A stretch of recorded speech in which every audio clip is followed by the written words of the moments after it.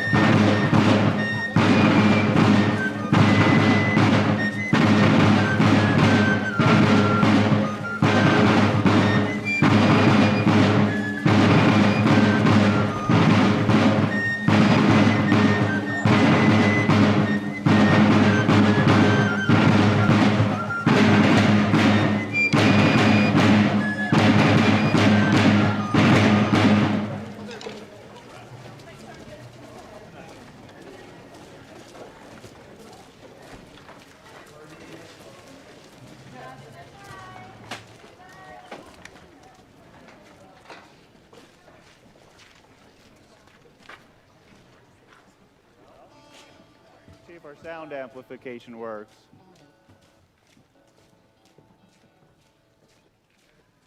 Good evening, everyone. Well, at least my Stewart amplification works. For those who don't know me, my name's Stuart Lilly. I'm Vice President of Public History here at Fort Ticonderoga, and it is absolutely, positively my distinct pleasure to welcome you here this evening, the night of May 10th, 2025. 250 years ago, at 3:30 in the morning, on May 10th, 1775, indeed, we had America's first offensive victory right here at Fort Ticonderoga. Now, that song you just heard, I know there's some fife and drum alums in the audience. You all know what it is. The song you just heard was Retreat. And Retreat, in the British and subsequently Continental armies, it was the song that ended the military day. So imagine for the garrison here, when they heard that song, it meant that whatever they had been working on, they could quit and go back to their quarters for the evening. For officers like me, who've been on duty all day long, it meant that I could go off duty. It also would have meant, for the sentries who were to post guard through that evening, that they were to go ahead and take their posts. So imagine the two guards who we know were on duty here at Fort Ticonderoga. With that song, Retreat, on May 9th, they would have taken up their positions right there in the gates to Fort Ticonderoga. Gates, which have, on our left side, they're completely solid. On the right side, those gates have a door inset within them, a door known as a wicket. And boy, that wicket made a big difference. Now, for the longest time, there was one principal source that detailed the events of the capture of Fort Ticonderoga. This, Ethan Allen's memoir, he published in 1779, as Ethan Allen managed to get himself captured back in September 1775. He was transported by the British all the way back to England, and there, as the Revolutionary War raged on, he had the time to write down his memoir, including his very detailed, perhaps elements of it very believable, account of the capture of Fort Ticonderoga. And for generations, this story of the capture of this place, it was canon. It was the benchmark of truth, to the point that artists like Alonzo Chappell, they painted exactly what he said, and we have that painting right there on the ground floor of our Mars Education Center. Now, a historian by the name of Alan French, in 1928, he had found in some private British papers, just released from an estate, he found the deposition of the fellow I'm portraying this evening, a fellow named Lieutenant Jocelyn Feltham. Jocelyn Feltham, who was second in command here at Fort Ticonderoga. Jocelyn Feltham, who only a few days prior to May 10th, he had brought the last of the British reinforcements that got here. Those reinforcements bringing the entire complement up to 42 British soldiers, as well as 24 women and children. Now, Lieutenant Feltham, to his mind, he didn't care if it was Benedict Arnold or Ethan Allen. He didn't have any axe to grind against either of them. In fact, his only axe was actually against the commander here, Captain William Delaplace, who he felt hadn't done his utmost to defend this place. And so as he wrote his account of the capture of this place, he actually left what was probably the most reliable source on exactly what Ethan Allen and Benedict Arnold said as they rushed on in here, as well as the events of the entire night. Now, nowadays, we as historians, we use all the sources, whether Lieutenant Jocelyn Feltham or Ethan Allen's May 11th, 1775 letter, which gave a lot more credit to Benedict Arnold than he did subsequently his memoirs. There's Epiphras Bull's diary of the entire expedition to get here, a diary which is in our collection here today. There's also John Brown, that Pittsfield, Massachusetts lawyer who may have been the first to promote the idea of capturing this place way back on March 29th, 1775. His deposition to the Continental Congress, they recorded in their minutes on May 17th, the first notice the Continental Congress actually received of the capture of this fort. And yet another, Edward Mott, the chairman of the Council of War for the expedition to capture Ticonderoga and Crown Point, Edward Mott's May 18th letter to the Massachusetts Provincial Congress reveals even more details about the planning that came into capturing Ticonderoga. Now, I mention all of these sources because what we will show you this evening has all elements of every one of these sources pulled together into our best understanding, our best interpretation of exactly what happened here within the walls of Fort Ticonderoga beginning at 3:30 in the morning on May 10th. Now, I know people have their favorite quips. In the name of the great Jehovah and the Continental Congress, come out, you old rat. All the favorites.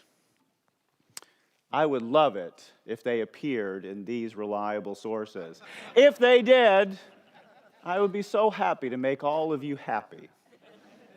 But yet we, as historians, as best practice, we have to give you our best understanding of the truth. And we're more than happy to explain where that comes from. Now, what you will see shortly this evening is going to be, of course, the Green Mountain Boys rushing on in.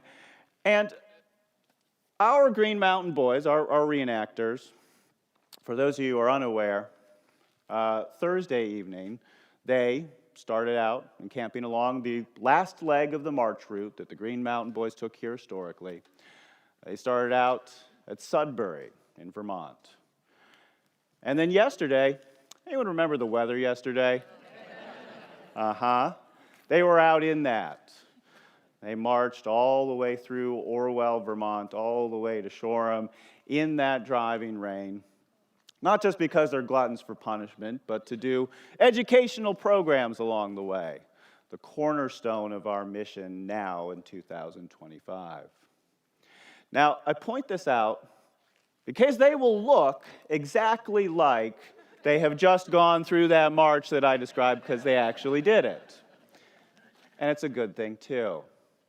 Because the Green Mountain Boys, their last leg that they did beginning early in the morning on May 9th, their last leg started all the way down in Castleton, now Castleton, Vermont.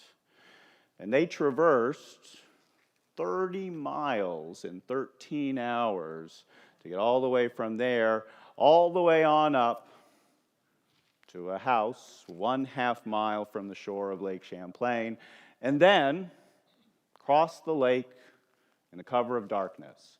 And even though they had 220 assembled, with the 2 boats available, they only managed to get between 80 and 90 of those Green Mountain Boys across. This last leg of their expedition was exactly that, the last leg. There were members of this expedition that came all the way up from Connecticut. They came all the way from eastern Massachusetts. The roots of the capture of Ticonderoga came far afield because the legend of Ticonderoga, forged back during the French and Indian War, was well known across this whole area. Rumors of its armaments, good intelligence of its tactical significance, this was well known in the days before the Battle of Lexington and Concord. Indeed, the seeds for America's first offensive victory had already been planted before the first shots of the Revolutionary War. So imagine the culmination of this venture. Indeed, the last few strides through the gate or the last climb up over the wall. This had deep roots by the time these Green Mountain Boys got here. This, perhaps the most dangerous, perhaps maybe the shortest part of their trip, this was built on the hard work and the toil to get here. Now, in just a moment, to continue to set the scene, our fifes and drums, they're going to play Tattoo. Now, for British soldiers and their families here, well, retreat just ended the military day. With the call of Tattoo, this was the musical tune that said everyone was to go to bed. And so imagine this, Tattoo, this would have been the last British military music British soldiers and their families in here heard before they were captured by Ethan Allen, Benedict Arnold, and the Green Mountain Boys. Before they play, I just want to request 2 things of you. Actually, maybe more like 5. 2 things of you. 1, please, if you're over on the periphery, come on in, be on the stairs. We'll have a lot of people with guns running around, and I want everyone to be safe. So please make sure you're pulled on in.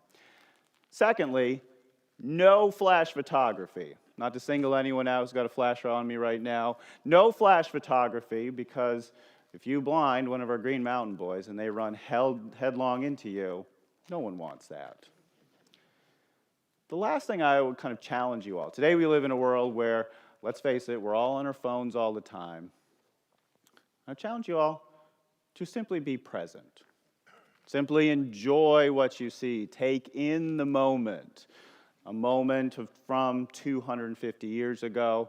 We have amazing cameramen, video professionals all around. They will capture images even better than our memory and certainly better than anyone can take on their own cell phone camera. So I invite you. You have gone on a tremendous expedition to be here at Ticonderoga. In this last stride, take it on in for the experience that it is. Thank you, friends.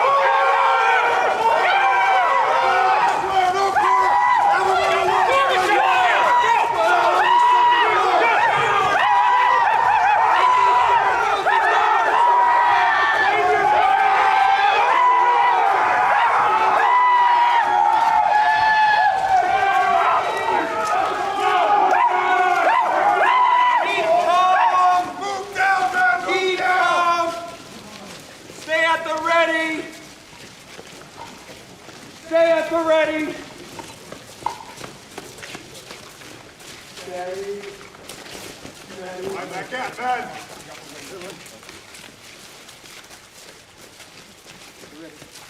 All rush into their corners. Get them out of their bed. Pull them out. Go. Out. Out. Oh, good. Over here. Keep musket trained. Get him right here. Right here. Down. Get down. Put a guard on him, guys. Put a guard on him. Gentle. Turn him loose, man. That's the port. Down. Get him down here. Right here. Pull him out. Get him under here. I want a guard.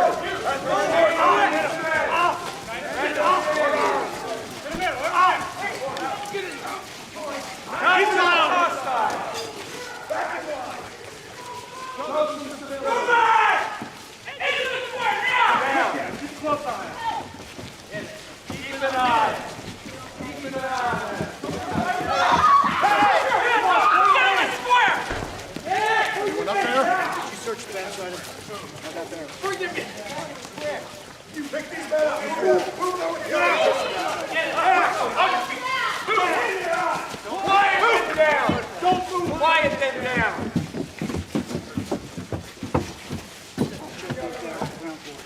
Be careful! There's an infant right here. Are there any officers here?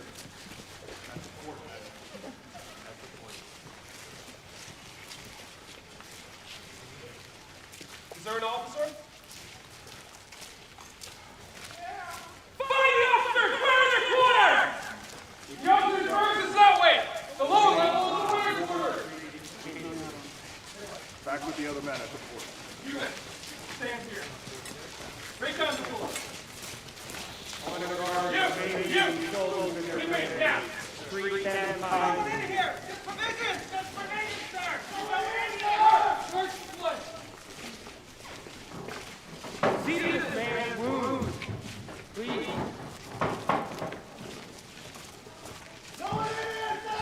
Quiet down, you'll be treated. It's just provisions! You will be treated kindly.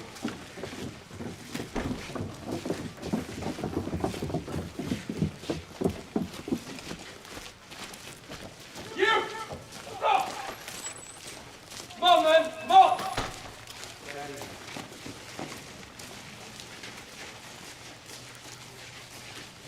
Remain calm. They're unarmed. Support me, up the stairs.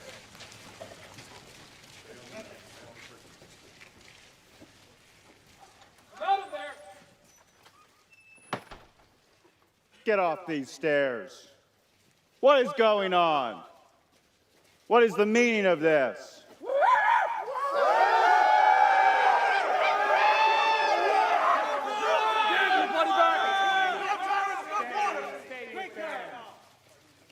On what authority have you entered His Majesty's fort? Who are your leaders? What is their intent? Halt and stand fast! Get out of the way! Get out of the stairs! Out of my way! Get out of my way! Move aside!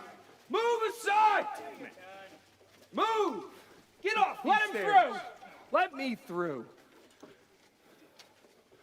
Sir, we share a joint command.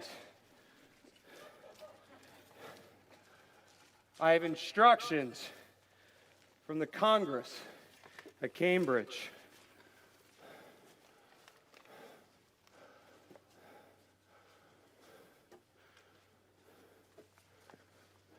Very well. And you? I am authorized by the province of Connecticut. I must take possession of this fort and all effects of George III. Settle down. Settle down. You are the commanding officer. Settle down. Get Hand off over the stairs. fort. If you do not comply, or a single gun from this fort is fired, neither man, woman, or child will be left alive. Easy, settle down. Sir, for the sake of your men and their families, surrender this post. There is no honor in the approbation of futile bloodshed. We are prepared to make terms for your surrender. Sir, I appreciate your civility, but I cannot surrender this fort as I am not the commanding officer. Well, who is then? Easy, settle down, settle down, settle down. Easy. Captain Delaplace commands this fort. These are his quarters.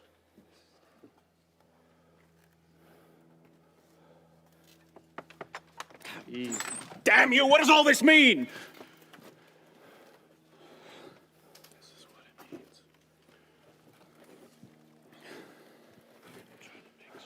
Stay calm. Easy. Let them think.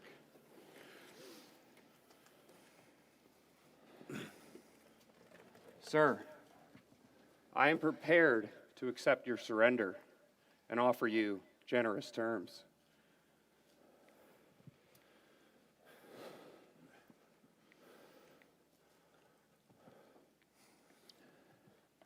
I hope we will be treated with honor.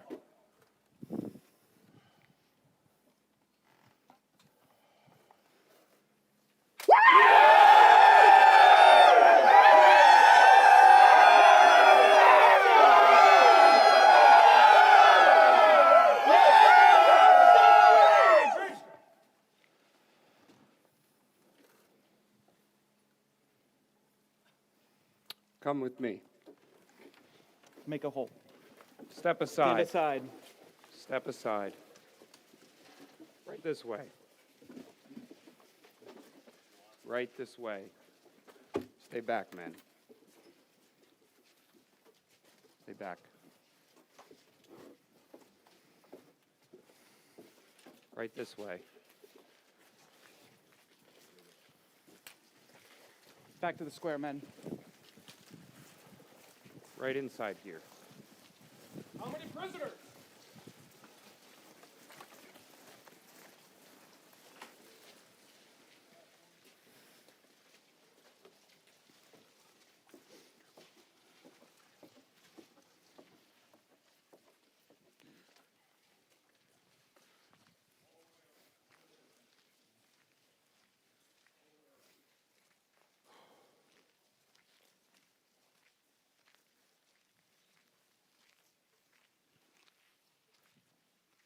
And so it was with that Fort Ticonderoga, which up to the end of that capture had been a quiet British peacetime garrison, now was suddenly on the stage of our Revolutionary War. Now, this is our best understanding of exactly how it happened. In truth, not that long of a battle. Only one casualty, that one British sentry that Ethan Allen cut on the neck with his sword, but to no great effect. No shots successfully fired. No, the significance of the capture of Fort Ticonderoga, in some ways, is in the getting there. If you imagine that the entire Revolutionary War, up to this moment, had been on the outskirts of Boston, a siege which prompted the need for the guns of Ticonderoga, but a siege that might not well be supported by the colonies outside of New England. And yet, if we imagine the Green Mountain Boys with their 2 boats, ferrying 80 to 90 of them across Lake Champlain, in some ways, this act, the act of actually getting here, the act of crossing a major body of water into another colony, this is in some ways the most significant aspect. It is the crossing of the Rubicon, because as soon as Ticonderoga fell into American hands, this is no longer defensive, this is an offensive war. And in the aftermath, the Continental Congress, which had no notice of it, in fact, they did not meet until hours after Fort Ticonderoga had been captured, the Continental Congress, they had to wrestle with now questions of, what do we do with this fort? Do we give it back? Do we pull the guns from this place all the way up Lake George and make our stand there?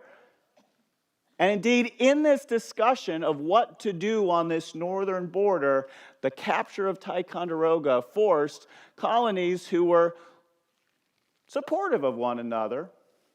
It suddenly forced them to work to their collective defense, working together to defend a corridor that everyone knew very well from the French and Indian War was a very viable route of invasion. And indeed, this brought what was a rebellion one step further towards a war for independence. Now, for generations, just as Ethan Allen's 1779 account of this capture was held as canon, so too this moment, the capture of Fort Ticonderoga on May 10th, 1775, was held up as the seminal moment in our history. And yet, the Revolutionary War was not a short one. It was not easily won. It was an entire 8 years from April 19th, 1775. Only slightly less from May 10th, 1775. This moment here, which propelled Fort Ticonderoga onto the stage of the Revolutionary War, this was just the beginning. The numbers of soldiers who arrived here throughout the summer of 1775 dwarfed the Green Mountain Boys and the British garrison who was here. The events that happened here in terms of their scale, in terms of their growing significance, this unfolding story is what sealed Ticonderoga's legacy for generations to come. And something which now in this 250th anniversary period is something we celebrate. Before I thank you all for coming here tonight, I invite you that this is just the beginning. And indeed, from now, right through the end of 2027, this unfolding story is going to continue rolling forward with highs, moments where American soldiers, through their labor and fought for liberty here, moments of tragedy, moments of complexity. Please, as we recreate these through real-time revolution, I want you to come back. Now, as we close, you guys, you all, can come back because you are here.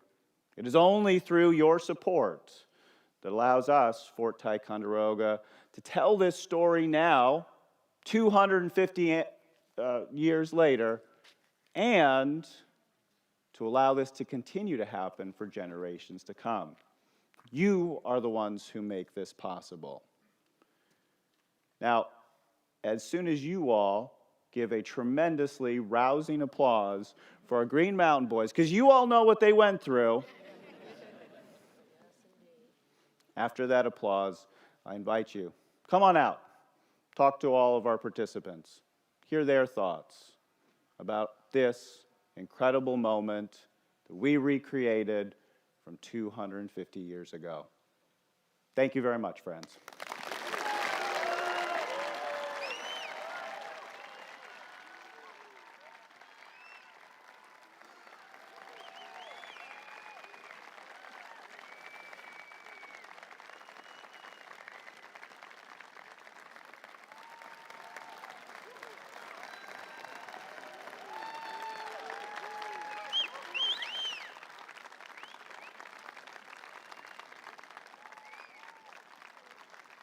Great job, Ethan Allen.